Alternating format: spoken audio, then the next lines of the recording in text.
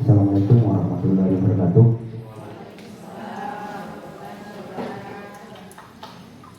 Terima kasih Bapak Ibu Guru atas kehadiran di kegiatan ini. Hari ini saya akan melaksanakan berbagi praktik baik atas kegiatan yang saya laksanakan di 4-5 hari sama siswa ya, di 2 kelas, yaitu kelas 9A dan kelas 9B dan kelas 9B. Sebagai guru bimbingan Jadi hari ini 13 tahun, jadi sama-sama kita guru, seorang guru. Cuma kenapa saya berada di sini? Jadi saya ditugaskan oleh BJTK kebetulan setelah seleksi untuk fasilitator nasional 7 jurus BK hebat ini, kebetulan alhamdulillah bisa terpilih dan bisa menjadi fasilitator nasional. Sehingga pada kegiatan yang diikuti oleh Pak Firdaus di kegiatan BJTK, jadi Pak Firdaus ini nantinya bertugas sebagai fasilitator daerah. Tugasnya nanti mengimbaskan kepada guru mata pelajaran dan wali kelas tentang 7 jurus BK ini. 7 jurus BK ini Bapak Ibu adalah menjadi dasar kepada Bapak Ibu sekalian untuk bekal Bapak Ibu untuk menjadi sebagai guru wali. Jadi ini adalah dasar-dasar ke-BK-an yang diberikan kepada Bapak Ibu untuk menjadi guru wali dalam menyelesaikan masalah-masalah siswa yang Bapak Ibu hadapi. Tapi bukan berarti dengan diberikan 7 jurus BK ini otomatis Bapak Ibu menjadi guru BK. Berarti menggantikan tugas saya Pak Firdaus. Jadi sebatas ilmu dasar-dasar ke-BK-an yang diberikan dengan 7 jurus BK ini, bagaimana Bapak Ibu nantinya menyelesaikan siswa yang diberikan tanggung jawab kepada Bapak Ibu dari kelas 7 sampai mereka lulus. Jadi itu. Saya tambahkan lagi, setelah ini merupakan bagian salah satu rangkaian dari kegiatan pelatihan calon fasilitator daerah untuk pengembangan kompetensi guru bimbingan konseling. Selanjutnya, tanpa mengurangi rasa hormat saya langsung saja ke materi. Ya, di sini kita harus mengenali 7 jurus bimbingan dan konseling bagi guru non BK untuk mengembangkan siswa. Jadi ini ada hubungannya nanti tentang penerapan atau pemberian tugas baru kepada guru mata pelajaran, yaitu yang namanya guru wali. Jadi guru wali nanti harus mampu harus mampu mengenal tentang 7 jurus ini nanti, ya. Nanti tapi saya akan sampaikan 7 jurus ini hanya garis besarnya saja, dan yang 2 jurus nanti saya akan sampaikan hasil praktik saya. Yang pertama, mengapa jurus ini penting? Masalah pendidikan makin kompleks, ya. Perkembangan teknologi informasi dewasa ini memunculkan fenomena permasalahan siswa yang semakin kompleks, problem akademik, perilaku dan kesehatan mental berkaitan di dunia pendidikan kita. Ya, diperlukan langkah yang konkret, komprehensif dan konkret bagi semua. Yaitu mengapa jurus ini penting.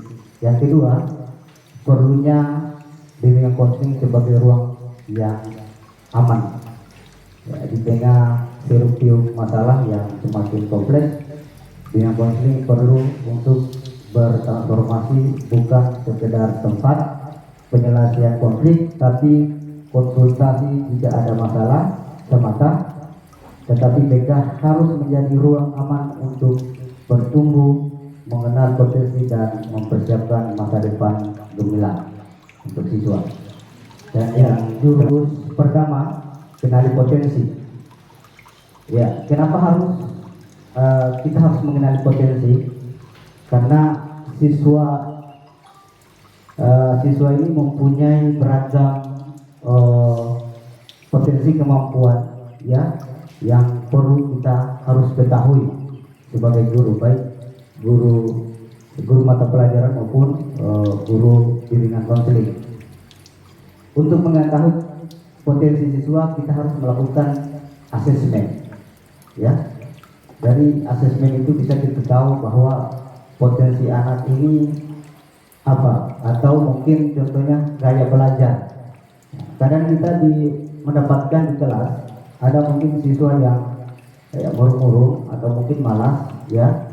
Mungkin salah satunya itu, ya, gaya belajar yang perlu kita terapkan untuk guru mata pelajaran. Kita harus tahu karena gaya belajar ini ada 3, yaitu visual, kinestetik, sama auditory. Ya. Jadi ketiga gaya belajar itu harus kita berikan tes kepada siswa supaya kita tahu bahwa siswa itu di mana gaya belajarnya, salah satu itu, sehingga kita bisa mungkin mempermudah untuk memberikan kegiatan belajar di kelas. Setiap anak punya potensi masing-masing, ya. Seperti yang kemarin masalah kurikulum Merdeka yang masih berlangsung ini, ada namanya pembelajaran berdiferensiasi, ya. Siswa itu mempunyai keunikan beragam, ya. Jadi kalau kita tidak mengetahui potensi anak, mungkin situ akan terjadi. Yang kedua, jurus kelola emosi, ya. Ini perlu kita berikan, harus kita tahu juga bagaimana mengelola emosi, baik sebagai guru maupun anak yang mempunyai emosi yang tidak stabil, ya. Kadang anak-anak mereka berkelahi karena diganggu teman. Jadi itu perlu kita guru bagaimana memberikan, bukan menasihati, tapi keterampilan mengelola emosi anak itu, sehingga tidak terjadi perkelahian. Biasa kan ada yang salah satu teman sering diganggu, mungkin dibully, dia tidak merasa nyaman, ya akhirnya dia tanpa mengontrol emosinya dia langsung melakukan pemukulan atau kekerasan fisik kepada temannya. Jadi ini salah satu kelola emosi perlu kita berikan, atau keterampilan bagaimana cara mengelola emosi. Kemudian tujuannya adalah mengembangkan kemampuan siswa dalam mengenali, memahami, dan mengelola emosi mereka secara sehat. Mengenalkan emosi, perasaan senang, sedih, marah, takut, bahagia, dan lain-lain. Itu jenis-jenis dari emosi. Emosi itu ada positif, ada negatif, ya. Ya, kalau positif salah satunya adalah senang, ya. Sedih itu yang negatif, marah, takut, bahagia itu positif. Yang negatifnya adalah marah atau takut, yaitu salah satu jenis-jenis emosi yang harus kita selanjutnya. Jurus ketiga, tumbuhkan resiliensi. Ya, ini berhubungan sekali, ya. Tujuannya adalah membangun kemampuan siswa untuk menghadapi tantangan dan tekanan serta pulih dari situasi sulit, ya. Fixed mindset dan growth mindset ini berpikir tetap dan berpikir bertumbuh, ya. Jadi ini harus kita berikan juga kepada anak-anak. Hal-hal seperti ini ada pujian, ada dorongan, ya. Jadi ini perlu juga kita berikan. Jangan salah memberikan kalimat kepada anak ketika mendapatkan suatu prestasi ataupun sejenisnya, ya. Kemudian anak perlu untuk memahami bahwa kegagalan adalah proses untuk menjadi lebih kuat, ya. Tidak memanjakan anak dengan solusi cepat, namun membimbing agar tegar menghadapi masalah, ya. Jadi tumbuhkan resiliensi ini kebanyakan biasa ada anak-anak yang mungkin sering dibully, sering terjadi mungkin di sekolah kita, pembulian anak, ya. Kadang anak itu tidak hadir, ada yang menyampaikan karena dibully dia, ya. Akhirnya masalahnya dia tidak lagi datang ke sekolah, dia tidak nyaman lagi di kelas. Itu perlu. Yang keempat, jaga konsistensi. Tujuannya adalah membantu siswa untuk tetap fokus pada tujuan, mempertahankan perilaku positif dan menghindari tindakan impulsif. Ya, kadang ada anak-anak yang sering melakukan tanpa memikirkan akibatnya. Ya, seperti tadi sampaikan bahwa ketika dia sudah tidak nyaman, dia langsung tidak berpikir secara panjang lagi, dia langsung memukul temannya karena dia tidak merasa nyaman. Ya, kadang seperti itu. Ya mungkin terjadi di kemarin itu, ya, terjadi kelas 8, ya, salah satunya itu emosi yang tiba-tiba seperti itu tanpa memikirkan apa akibatnya, dia langsung melakukan. Itu yang disebut bagaimana menjaga konsistensi. Melatih kontrol diri, regulasi diri untuk tujuan jangka panjang anak, kemudian bangun rutinitas dan kebiasaan positif. Ini berkaitan dengan bagaimana kita memberikan atau aturan-aturan yang berlaku di sekolah. Ketika ada aturan secara tertulis, mungkin itu yang perlu kita jaga betul, kita ikuti. Jangan sampai di luar aturan yang berlaku di sekolah terjadi kita lakukan untuk anak. Jadi ada konsisten, kita konsisten. Kemudian disiplin, tidak harus keras tapi konsisten menjalankan konsekuensi. Ya. Jadi ketika kita melakukan hukuman, ya, lebih bagusnya yang sifatnya berhubungan dengan pendidikan. Karena biasanya kita lakukan ketika ada yang salah atau terlambat, kalau bisa jangan di. Kemudian yang kelima, jalin koneksi. Tujuannya adalah membangun hubungan positif dan sportif antar siswa, guru, dan orang tua serta lingkungan sekolah secara keseluruhan. Penting untuk membangun koneksi yang bermakna dan anak melalui komunikasi empatik. Ya, ini masalah ketika ada yang anak guru wali, ya, siap-siap guru wali perlu kita bagaimana caranya menenangkan anak yang mungkin ada yang emosian atau mungkin ada masalah, bagaimana kita mendekati dia bahwa ketika dia melakukan kesalahan dia harus sadar kok. Kita sebagai guru bagaimana cara mengambil hati, empati kepada dia supaya dia bisa nyaman dan bisa melakukan aktivitas ketika melakukan kesalahan. Anak tidak akan mengingatkan jika mereka tidak merasa nyaman. Kemudian BK bukan ruang hukuman, tapi ruang aman untuk anak berkembang. Kata kuncinya terkoneksi sebelum mengoreksi. Jadi ada sebelum kita mengoreksi ada hubungan baik yang kita hubungan baik yang kita ciptakan, ya, sehingga anak itu menjadi nyaman, menjadi senang nanti di kelas. Yang seperti yang harus kita gali.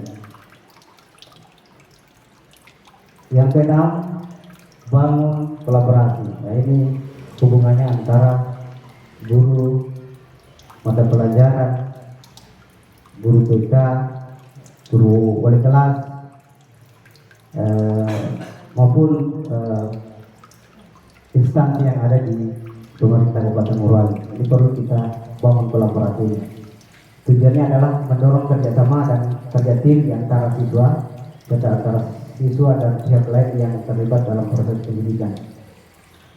Perubahan murid adalah kerjasama banyak pihak.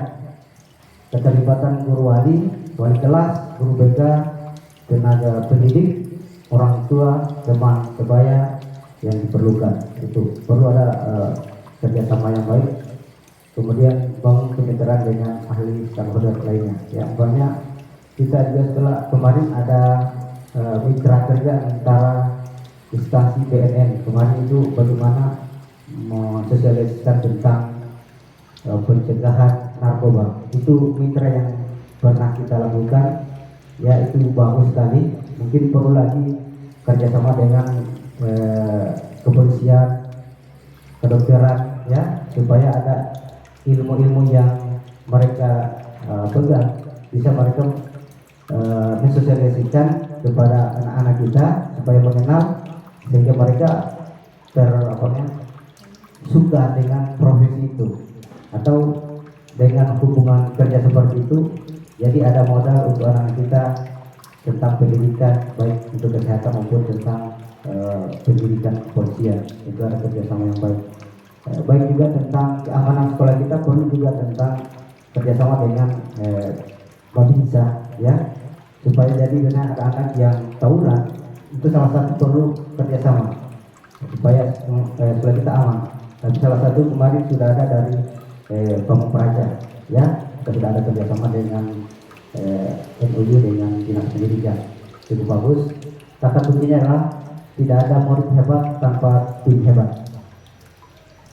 Ini jurus terakhir, menata situasi. Tujuannya adalah menciptakan lingkungan belajar yang kondusif, aman dan nyaman bagi siswa, serta mendukung pertumbuhan dan perkembangan siswa. Pentingnya untuk ekosistem belajar anak di sekolah menjadi nyaman dan nyaman.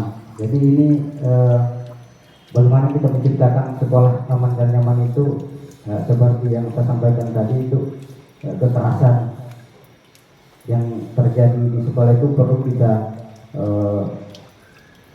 amankan, ya.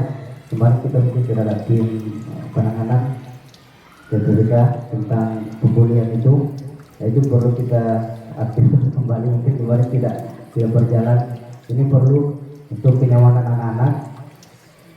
Kemudian sarpras tentang bagaimana mereka punya bakat, itu perlu juga di banyak. Kalau ada suatu bantuan nanti suatu saat di sekolah ini, perlu juga kita berikan kenyamanan untuk bisa belajar dengan alat-alat yang ada di sekolah kita nanti. Itu untuk pengembangan bakat minat anak supaya bisa nyaman, senang. Artinya senang itu bukan dia tertawa, tetapi senang menerima materi dan bisa mengambil atau menyesuaikan dengan kemampuan atau minat bakatnya. Kemudian seperti ruang kelas, kantin, perpustakaan, laboratorium, ruang BK dan seluruh lingkungan sekolah itu salah satunya, ya, sapras perlu di. Kemudian termasuk ruang maya seperti grup WA kelas sekolah, ya itu juga kita punya WA grup baik untuk wali kelas, ya, kalian sudah bagus, komunikasinya sudah bagus antara orang tua dengan guru mata pelajaran, antara yang pertama hari tentang kenali potensi. Kami sudah melakukan ke kelas 8B kemarin. Setelah saya berikan tes, ada beberapa siswa yang dominan memilih gaya belajar kinestetik, lebih banyak ke situ, ya. Jadi dengan mereka mengenal itu, mungkin itu akan mempermudah mereka untuk lebih memahami bagaimana. Salah satunya guru harus tahu bahwa gaya belajar itu, jadi guru yang akan memberikan bagaimana cara memberikan gaya belajar kinestetik. Seperti apa itu kinestetik? Ya, kebanyakan kalau kinestetik adalah tentang praktik, ya, persentuhan langsung fisik. Contohnya mungkin olahraga, ataupun di IPA itu ada sistem praktek karya ilmiah, itu mungkin praktek langsung. Itu yang berhubungan dengan kinestetik. Ada juga yang auditori dan visual. Kemudian yang kedua ada jurus 3 itu tentang tumbukan resiliensi. Yang tumbukan resiliensi kemarin saya sudah sampaikan ke kelas 9D, ya. Saya mengajak anak-anak untuk aksinya itu bagaimana mereka saya bentuk 3 kelompok. Mereka saya bagikan kartu itu mereka bentuk bangunan, ya. Jadi salah satu kelompok tidak ada yang selesai membuat bangunan. Ada yang setelah katanya kenapa setelah selesai waktu aksi itu saya refleksikan apa yang Anda rasakan terhadap bangunan yang kamu buat. Ya, mereka bilang ada yang sudah tidak sabar, emosian, frustrasi, ya itu. Jadi dengan frustrasinya kamu, kira-kira apa hal positif supaya kamu tidak bangunan itu bisa bangun kembali. Mereka sampaikan bahwa kita harus mengelola emosi salah satunya, kemudian bagaimana caranya sabar dan kerja tim dalam membangun suatu bangunan. Itu penyampaian yang disampaikan atau refleksi yang mereka sampaikan tentang aksi yang itu, aksi menumbuhkan resiliensi. Saya kira mungkin itu saja yang bisa saya sampaikan pada pagi hari ini. Lebih dan kurangnya mohon maaf. Wabillahi taufiq, wassalamualaikum warahmatullahi wabarakatuh.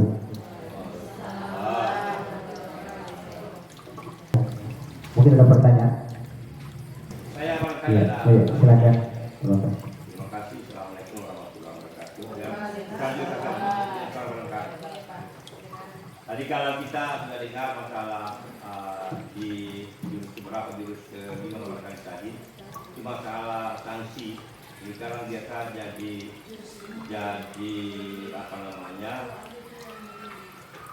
Jadi pembelajaran bagi kita. Apakah itu cocok? Apakah sesuai dengan yang disampaikan tadi oleh Pak Firdaus selaku guru BK? Sanksi-sanksi yang kita berikan kepada anak. Sanksi itu kadang ada dua, ada sanksi fisik, ada sanksi verbal. Kadang kita tidak sadari, katanya kita tidak berikan sanksi, tapi dalam bahasa kita anak-anak sudah sanksi, dia merasa dengan sanksi verbal itu dan kata-kata. Ini barangkali bisa perlu kita paham bersama. Kadang itu hanya kita jemur atau mungkin kita kasih cuci WC atau sanksi lain, itu yang kita maksud dengan sanksi. Terima kasih Pak atas pertanyaannya yang luar biasa. Jadi kalau kita dalam membahasakan bukan sanksi atau hukuman, tapi konsekuensi, ya. Jadi tidak bahasa hukuman atau sanksi. Betul yang disampaikan oleh Bapak. Jadi kuncinya dalam pemberian konsekuensi itu adalah harus yang mendidik. Harus ada edukasi atau yang bermanfaat bagi diri siswa itu sendiri. Begini, karena pembahasan kita adalah bagaimana kita berbagi pengetahuan dan praktik baik. Jadi saya sampaikan di sini berbagi sedikit. Ada sekolah yang memberikan konsekuensi itu setelah jam pelajaran selesai. Kenapa? Supaya anak-anak tidak tambah ketinggalan dari pelajarannya. Misalnya kalau terlambat, dia tidak ikut sudah misalnya matematika. Berarti dia sudah tambah terlambat. Tetapi ada sekolah bagaimana bisa juga mendisiplinkan siswa itu, konsekuensinya itu diberikan setelah mata pelajaran selesai. Seperti yang yang Bapak sebutkan tadi, contohnya itu luar biasa Pak. Kalau misalnya ada anak-anak yang terlambat, misalnya diberikan menghafal ayat surah-surah pendek, kemudian misalnya memimpin sholat atau dia azan misalnya, iya, kalau duha, kalau masih bisa, masih masuk waktunya, bisa seperti itu. Jadi yang intinya bahwa konsekuensi yang diberikan itu misalnya pada pelajaran matematika, kalau dia diberikan tugas kemudian tidak dikerjakan, jangan dijemur diterik matahari dari jam 10 sampai jam 12. Jadi bukan seperti itu konsekuensi yang diberikan. Misalnya diberikan barangkali soal tambahan yang dia harus kerjakan, supaya dia bisa bermanfaat untuk dirinya. Jadi kalau misalnya yang tadi terlambat kemudian tidak mengerjakan tugas atau apapun, kemudian tidak ikutkan lagi mata pelajaran, itu akan bukan menyelesaikan masalah tapi menambah masalah nantinya. Jadi ada kadang sekolah yang saya perhatikan, konsekuensi diberikan itu setelah proses belajar mengajar diberikan. Mungkin itu salah satu solusinya Pak dari saya. Terima kasih. Saya tambahkan sedikit. Kami di sini sekolah, Ibu, yang sering terjadi masalah itu kebanyakan terlambat ikut apel atau mungkin dia bolos, ya. Itulah keunikan keberagaman anak-anak itu dengan dunia sekarang, dengan dunia tidak sekarang. Ya, diistilahkan sekarang itu anak-anak dunianya dunia alfa, ya. Mereka lebih nyaman dengan alat komunikasi atau HP sekarang itu anak lebih banyak beraktivitas di situ daripada beraktivitas dengan orang tua sekarang. Jadi itu yang perlu tantangan kita sebagai guru, bagaimana menjalin koneksi dengan anak itu, mengetahui apa potensi kemampuannya, sehingga kita bisa memberikan motivasi, memberikan edukasi kepada dia supaya bisa mengembangkan kemampuan yang ada pada diri. Ya, terima kasih.